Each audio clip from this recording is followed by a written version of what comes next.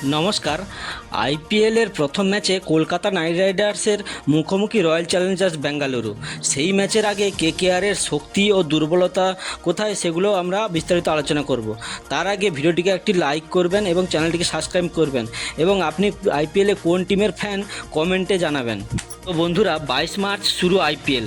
প্রথম ম্যাচে মুখোমুখি গতবারের চ্যাম্পিয়ন কলকাতা নাইট রাইডার্স ও একবারও আইপিএল জিততে না পারা রয়্যাল চ্যালেঞ্জার্স বেঙ্গালুরু।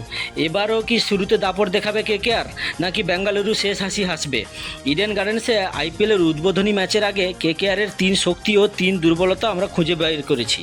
কেকেআরের শক্তিগুলোর মধ্যে প্রথম হলো মূল ধরে রাখা।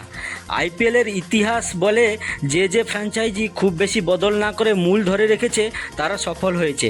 কেকেআরের সাফল্যের নেপথ্যেও তা রয়েছে। এবারও সেই ছবি দেখা গিয়েছে।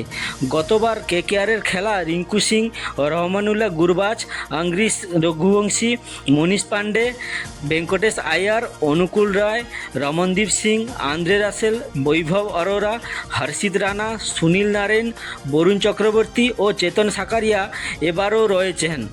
অর্থাৎ 21 জনের মধ্যে 13 জন পুরনো। তাদের মধ্যে বোঝাপড়া আগে থেকেই রয়েছে, নতুন করে তৈরি করতে হয়নি। কে কেমন খেলেন সেটাও কোচ চন্দ্রকান্ত পণ্ডিত ভালোভাবে জানেন, ফলে পরিকল্পনা তৈরি করতে সমস্যা হবে না। এটা কেকেআরের বড় শক্তি। এবং দ্বিতীয় শক্তি হলো নিলামে ভালো পরিবর্তন নেওয়া। নিলাম কাজে লাগিয়েছে কেকেআর। যে ক্রিকেটারকে তাদের ছাড়তে হয়েছে তাদের পরিবর্তে তেমনই ভালো ক্রিকেটার তারা পেয়েছে।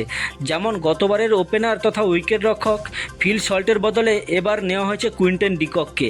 দীর্ঘদিনের পোড় খাওয়া ক্রিকেটার তিনি। বাঁহাতি মিচেল স্টার্কের বদলে তার দেশেরই বাঁহাতি স্পেন্সার জনসনকে নেওয়া হয়েছে। রয়েছেন অভিজ্ঞ আন্দ্রিক নোকিয়া। মিডল অর্ডারে শ্রেয়স আয়ারের জায়গায় অভিজ্ঞ আজিঙ্ক্য রাহানে খেলতে পারেন।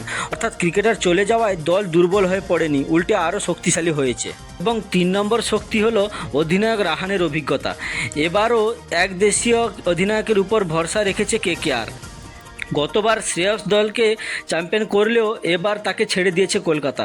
রাহানে আইপিএলে অধিনায়ক হিসাবে তত সফল না হলেও তার নেতৃত্বে অভিজ্ঞতা শ্রেয়সের থেকে বেশি। ভারতের অধিনায়কত্ব করেছেন, বিদেশের মাটিতে সফল হয়েছেন, ঘরোয়া ক্রিকেটে মুম্বাইকে সাফল্য এনে দিয়েছেন। মাথা ঠান্ডা রেখে খেলেন, কঠিন পরিস্থিতিতে দলকে সামলাতে পারেন। রাহানে এই অভিজ্ঞতা কেকেআরের বড় শক্তি। এখন জানবো কেকেআরের দুর্বলতা। কেকেআরের দুর্বলতাগুলির মধ্যে প্রথম হলো বিদেশি পেসারদের অভিজ্ঞতা কম। স্পেন্সার জনসনের অভিজ্ঞতা আইপিএলে কম। আন্দ্রিক নোকিয়া দক্ষিণ আফ্রিকার হয়ে দীর্ঘদিন খেললেও আইপিএলে দিল্লি ক্যাপিটালসের হয়ে এক মরশুম বাদে খুব ধারাবাহিকভাবে খেলতে পারেননি।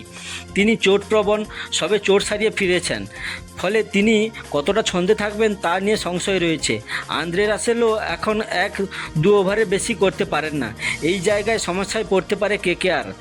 বিদেশি পেসাররা ভালো খেলতে না পারলে পুরো দায়িত্ব 2 দেশীয় পেসার হর্ষিত রানা ও বৈভব অরোরার উপর এসে পড়বে। দ্বিতীয় দুর্বলতা হলো ক্রিকেটারদের গড় বয়স। কেকেআরের 10 জন ক্রিকেটারের বয়স 30 বছরের বেশি।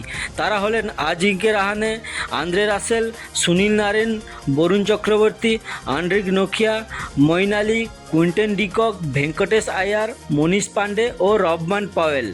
ফলে দলের গড় বয়স বেশি।